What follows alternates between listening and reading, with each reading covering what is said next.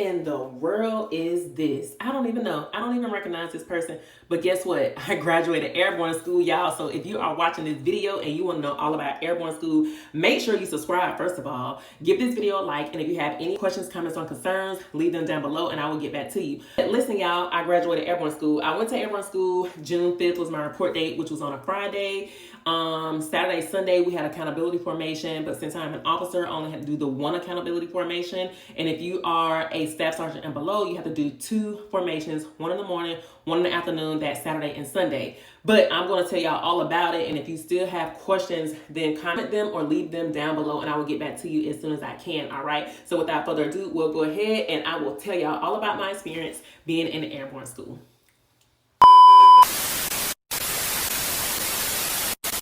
Yeah, what's up? I don't know how long this video is going to be, but I will try my best to break it out into chapters just in case you want to click on one and fast forward to that part, then you'll be able to. So first and foremost, when you report to Airborne School, it's always going to be on a Friday. I'm going to assume, and I feel like that is accurate because when you go into ATARS and you pull up Airborne School, all of the dates start on a Friday report date, right? So I got there on a Friday. I had my 1610 or my DTS authorization. I had my physical, boom. I was in uniform. So when you show up, of course you can be in your POV and your civilians. You can fly down in your civilians. But when you get there to go in process, you have to be in your OCPs. And so just keep that in mind that you cannot be in your civilians when you show up. They will give you time to change into your OCPs, but your OCPs need to be accessible. If you are riding the bus from Fort Bragg or wherever, you'll already be in OCPs. But first and foremost, on that Friday, you have to be in OCPs, okay? Once you're in process, which you have to fill out some stuff, you'll go through like a little brief of what to do, what not to do, no alcohol, no tobacco, safety, not going into the female or male barracks, all of that good stuff. You'll go over the briefs and all of that. And then Saturday morning, you will have a formation at 8:15-ish, 8:30-ish. And then in the afternoon or at night in the evening, you will have another formation at 2100. I'm lying, it's 2200. So 9 p.m. you will have 2 formations. If you are a senior meaning sergeant first class and above, you will not have to come to the second formation on that Saturday and Sunday. If you are a staff sergeant and below and you are not permanent party, you will have to come to both formations on Saturday and Sunday. The 0815 or 831 and the 2100 one, okay? Staff sergeant below, not permanent party, 2 formations on Saturday and Sunday. Sergeant first class and above, officers, and when I say officers, cadets, and I'm not talking about cadets. You will, as a cadet, have to stay in the barracks, and as a cadet, form up twice a day for accountability on Saturday and Sunday, right? Also, if you are a sergeant first class and above, you will have the opportunity to stay in the hotel called Abrams Hall. You don't have to do anything as long as you have an ATARS reservation. And when I say don't have to do anything, you don't have to contact the hotel in advance. You don't have to take your government travel card. None of that. But I would still take my government travel card because like me, I went in June. I did not graduate to the 1st of August because I was a holdover. I was a recycle. And so my unit had to pay for me to be at that school based off of me being a recycle waiting until the next class started. Now, if you are trying to go to Airborne School and your unit tell you we don't have enough funds, Airborne School is not paid for by the unit. Airborne School is paid for by Airborne School. And so if there is ever a time your commander or your battalion commander or whoever company battalion tell you that, hey, we don't have the funds to support you going to Airborne School, that's not accurate. The school is paid for by the schoolhouse, right?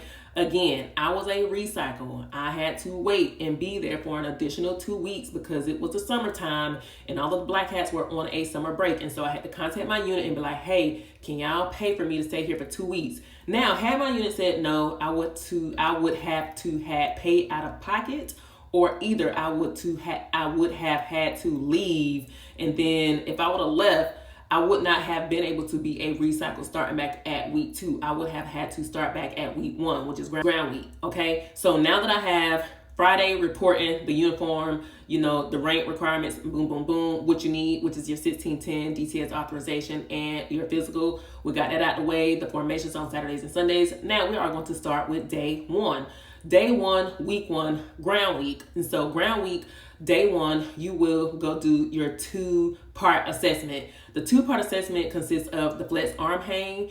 The flex arm hang, you have to pull yourself up, which if you're doing the flex arm hang, you have to be hanging right from the bar. Now imagine this being a bar up here. So as long as you can see my arms are extended fully, then I am I'm in the flex arm hang position. You cannot pull yourself up as you're getting on. You can't step on one of the little pads or things and then jump up, and you can't do none of that. You have to be fully extended. And if you are already up there mounted to the bar and there are other people who are not, and you're looking around like, what's taking you so long? You just gonna have to wait. You're gonna have to wait until everybody is in that position, and then the black hats are gonna tell you up, and then you have to pull yourself up or down. I don't know, however you get like this, right? And you have to stay like that for 10 seconds. And then of course, after the 10 seconds, they'll tell you to dismount. Then you have to run over to the second event, which is you have to go make sure that you are tall enough to hook your static line inside of an aircraft. And if you are in the Army, then you are tall enough, so don't worry about that. In regards to the flex arm hang, if you cannot do it, there will be an alternate event.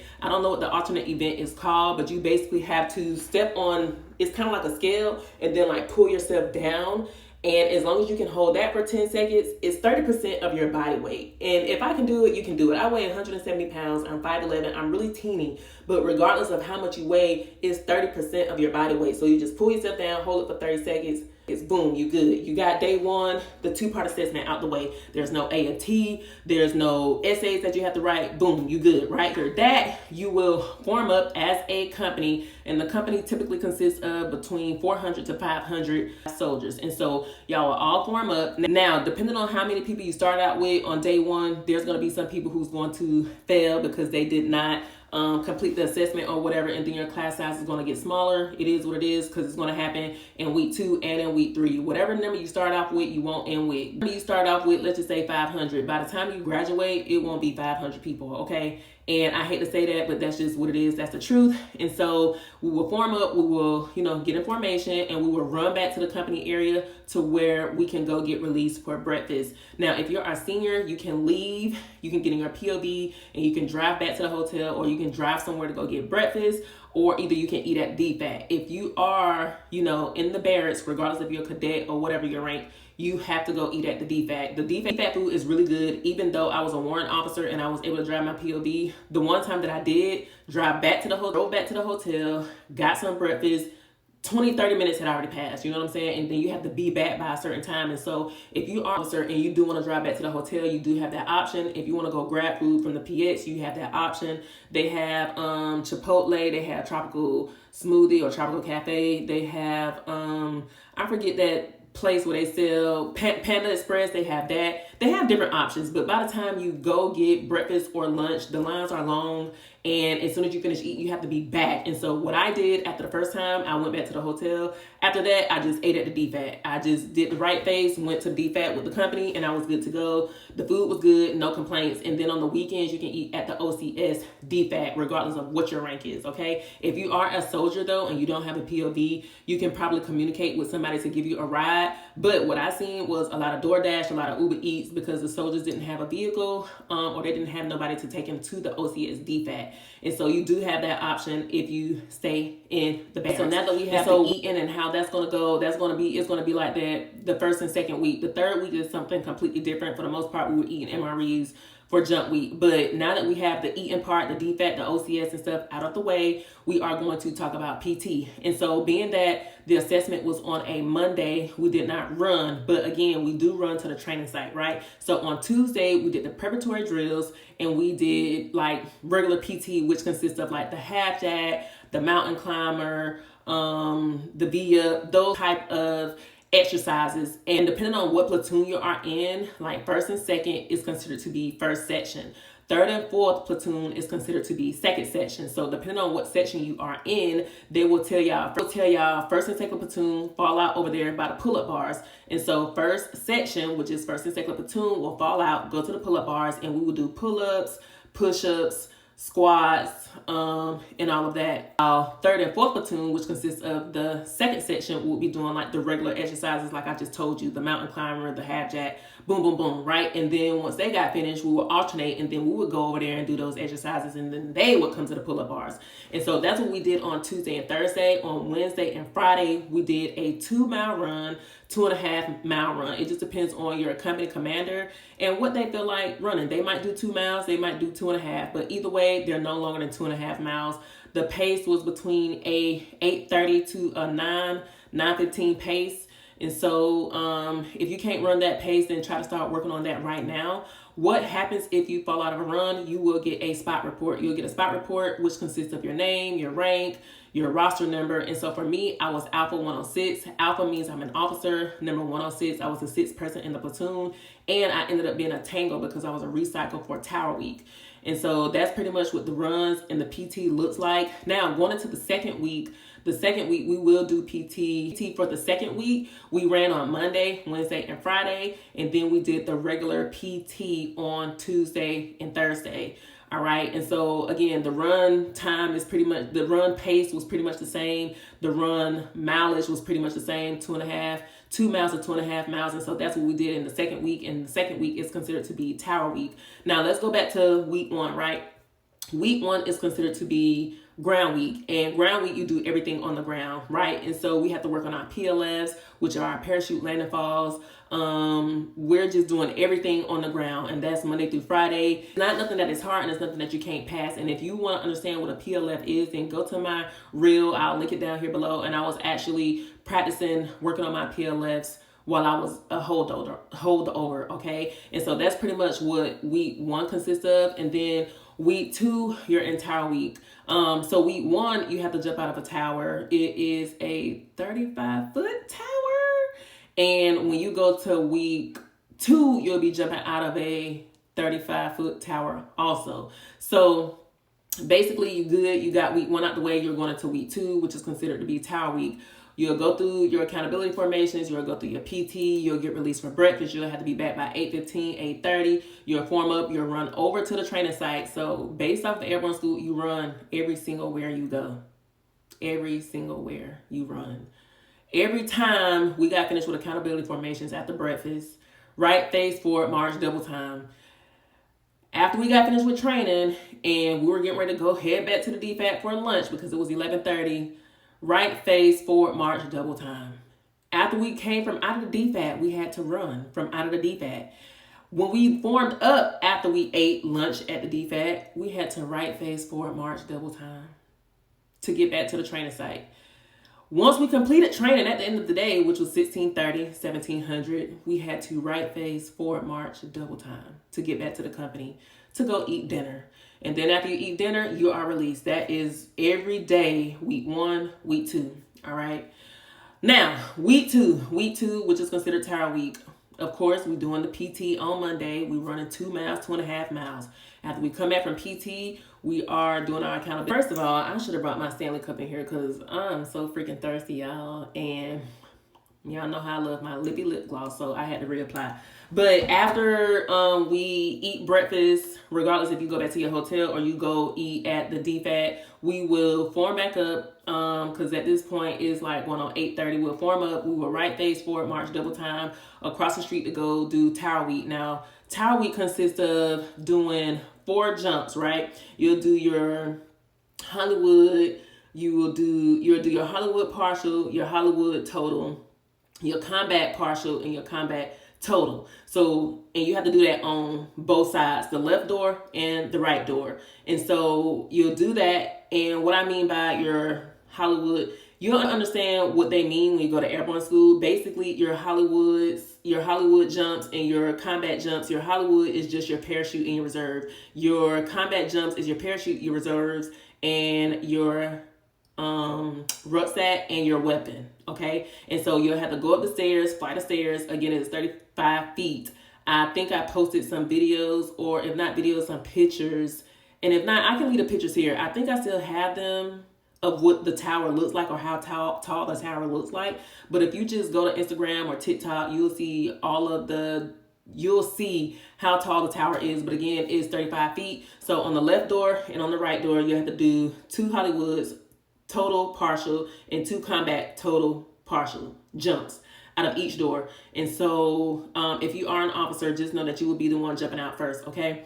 And just know that if your group mess up on something, depending on your grader, you may have to go back and redo it. Or if you mess up on something and it, depending on your grader will just make you go with another group that has to go That way you won't really like ruin the fact that the other people in your group did what they were supposed to do and did it the correct way. But the group consists of like 4 people. Again, left door, right door, 4 times, so a total that's 8. And then you'll do the ISLT. The ISLT consists of you doing your PLFs, which are your parachute landing falls, and you have to do 10 of those the correct way. You have up to 20 attempts. You cannot hit your head or bang your head. So tuck your chin. And then, like I said, I uploaded a TikTok and an Instagram reel on how I was practicing my PLFs. And so if you have time to practice now before you go. But if you have time before you get ready to go to Airborne School, then I would start practicing that, because it is a muscle, I can't remember what it's called, but it's basically like when you constantly do something, muscle memory. It's basically muscle memory, keeping your feet and knees together. And so we're going to hear that the entire time you are in an Airborne School, keeping your feet and knees together, keeping your feet and knees together, keeping your feet and knees together. So muscle memory taught me to keep my feet and knees together when I was a holdover for 2 weeks, because I went to the gym and I practiced keeping my feet and knees together every single day. And so when I did redo the ISLT portion of Airborne School, because it's a graded assessment, when I did my PLS, I was able to keep my feet and knees together. And so you have up to 20 attempts. And then if you fail the tower, you will retest on a Thursday or a Friday. And also if you fail the ISLT doing your 10 correct PLFs, you will be retested on that Thursday or Friday. Whatever day, it might be a 4-day, it just depends. But when I went in June, I failed the PLS or the ISLT, and I did my 20 attempts. I failed. I had to be recycled, and I got reinserted into another company. And then when I, practiced, I was able to keep my feet and knees together, swing my knees over, and then boom, I was good. So I didn't have to retest. And last but not least, the last day, which was like a Thursday or a Friday, again, depending on if you go and it is a 3-day or a 4-day, the last thing you will do is go over like what to do in the event that you are stuck in water, you are stuck in a tree, all of that good stuff, and like safety. Okay, it's called a jumpers class or whatever the case may be. And so we went over that, and then the instructor went over that class is like maybe 30-45 minutes, and then we had to do it. All of us in the whole class had to do it, and that pretty much ended that Friday. And so we went into the weekend. Of course, we still had the accountability formations. Again, if you are an officer, you don't have to show up one time. If you are a E6 and below, or you have to show up to the accountability formations twice a day on the weekend. You have to show up twice a day on the weekend. Now we are going into the 3rd week, which is jump week. The 3rd week, jump week, is going to be early mornings. It's going to be late nights. And so you pretty much form up in OCPs every day. Friday is graduation day, but Monday through Thursday, we show up in OCPs. We will be in formation, accountability. Of course, you'll do your right face or either your left face, depending on what company you are in, and forward march, double time, and you will run to the harness shed. You will get to the harness shed and you will sit there and get briefs, and you'll watch videos. After you get the briefs and watch the videos, you will run to the pack shed where you will pick up your parachute and your reserve. After you get your parachute and your reserve, which your parachute would be on this arm, your reserve would be like down here, up here, whichever, I can't remember based off of the way I'm facing. You'll have both of them, right? And then as soon as you walk out of the pack shed, you have to double time. You can move your feet to make them look like they are running. That's okay. Just don't walk. Because if you walk, you never know. One of the black hats may come take your parachute. They may come take one of your reserves, and they might take it all the way back to the pack shed, even though you're almost at the harness shed, and they will take it because you're walking and you have to go all the way back to the beginning. And that is so mental. Like, it will literally break you. They will ask you, do you want to quit? Do you not want to be here? Da-da-da. Never say no. Like, craziness, right? But we did have some people that do that. But either way, you will have to do that, and then you'll go sit in the harness shed where you'll get rigged up, and then you'll get inspected by a jump master. All of the black hats are jump masters, I believe. I'm lying. Some of them are, some of them are not. But you will get inspected by a jump master, and then you'll just sit and wait on your chalk to get called, and then you will jump. You'll have a night jump, you will have a combat jump, and you will have 2 Hollywood jumps. So you have 2 Hollywood jumps. You'll have a combat jump, you'll have a night jump, and it's another jump. I can't remember, y'all, but total it was 5 jumps. And the jumps was not that bad. Like, the only jump that I messed up on, even though I practiced my PLFs, keeping my feet and knees together, was a night jump, because you can't see nothing. It's pitch black, the sky's dark, the sky is black. There's no stars. There's no illumination. There's no nothing. Just know that when you do your Hollywood jump, count to see how long it's going to take you. Because, of course, you're going to say 1,000, 2,000, 3,000, 4,000, 5,000, 6,000. By the time you get to 6,000 and you look up, your parachute is already out, right? And you're just like observing the sky because it's so nice.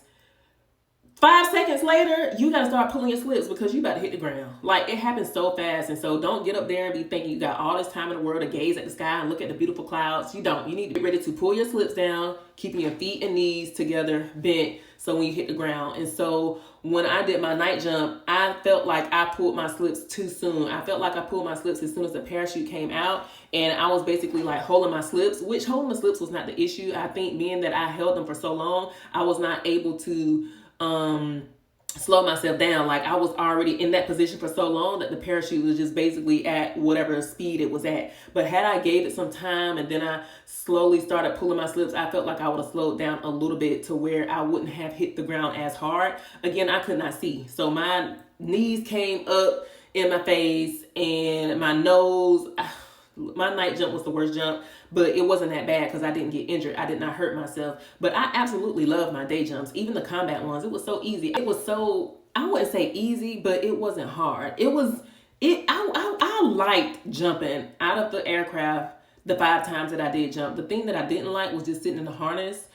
Or sitting in the harness shed for so long and sitting in my parachute rigged up for so long. It's like 5 to 6 hours you'll be in your parachute. The black hats will give you time to use the bathroom. So if you do need to use it, make sure you use it. Don't never not use the bathroom. But you do know, like, once you use the bathroom, don't be sipping on no water out your canteen, like, because at that point you're going to have to use the bathroom, okay?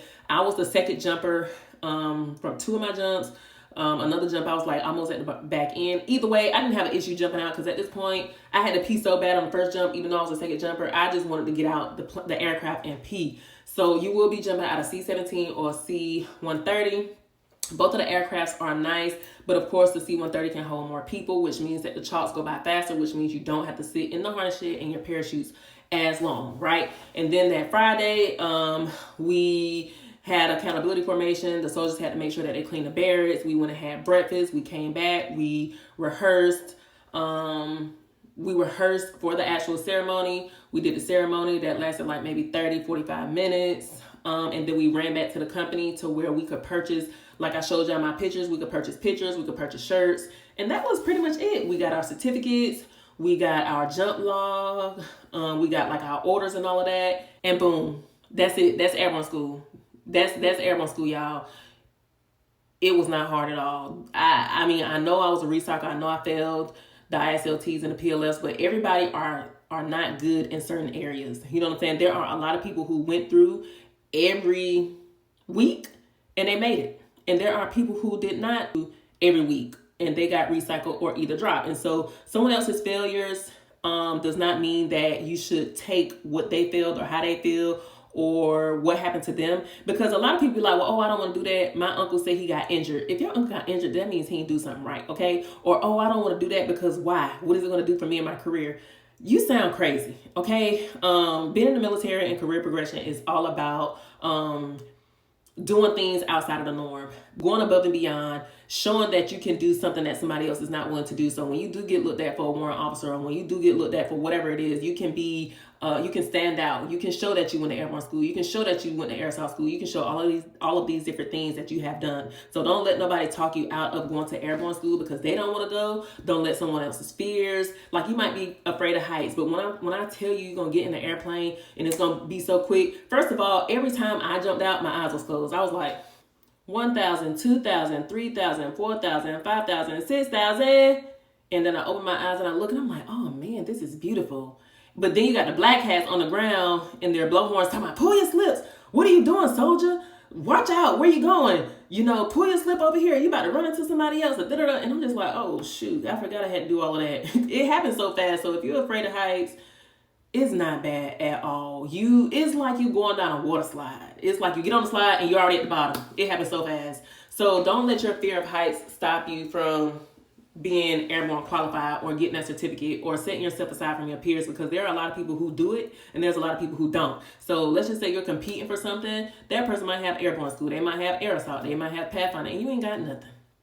So when your OML number high or whatever the case may be, then just know you got to do something. You can't just go your whole military career just not doing nothing. And I know I'm a warrant officer, CW2, and I'm just now doing it, but I still did it, right? For one. And for two, I've been taking a whole lot of military classes, like not civilian classes, but military classes that can go on my STP. You know what I'm saying? So, yeah, the pictures, there's different packages. You can pick whichever package you want to get once they show up, because they will be there on site. I got the 8x10 and I got 2 5x7s, and then I got my class photo. You can purchase the shirts and all of that. But that was pretty much it for Airborne School, you know? And I don't have any regrets. I'm not in any pain. I actually took a PT test in like 2 days, even though I've only been back for like a week and a half. And so it is what it is. I had a battalion run last week. Look, I'm not complaining. Yeah, if you need to get on a temporary profile, get on the temporary profile until you feel like your body has recovered fully, and then go on about your merry way, and you'll be fine. But if you have any questions about Airborne School that I did not cover, please let me know in the comments down below. I hope y'all enjoyed this video. Give me a thumbs up, and do not forget to subscribe. Until next time, peace.